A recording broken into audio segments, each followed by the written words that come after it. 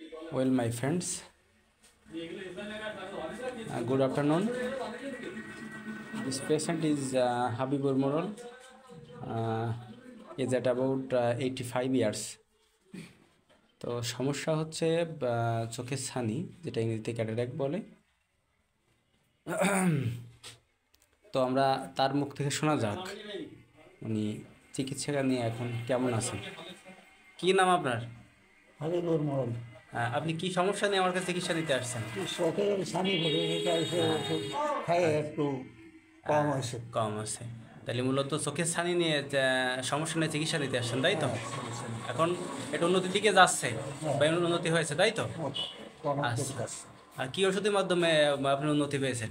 উনি ওই পড়ে দিয়েছিল হোমিওপ্যাথিক ওষুধের মাধ্যমে। হোমিওপ্যাথিক ওষুধ। হ্যাঁ, হোমিওপ্যাথিক। সো ফ্রেন্ডস, তার কেস রেকর্ড করলাম। কেস রেকর্ডে পেলাম সে সিলি পেশেন্ট এইচসিআর। ডিজিআরে পেলাম সে গরম খাদ্য খাওয়ার পছন্দ করে, মাইন্ডে সে ফেয়ার আছে, সে এভারেজ আছে,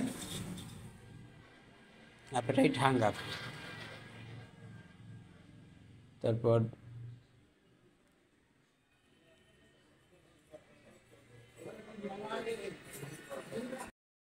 তার মেমোরি লস, তার আবার প্রস্টেট গ্ল্যান্ডের সমস্যা ছিল। তো তার উপর ভিত্তি করে তাকে ওষুধ প্রেসক্রিপশন করা হলো।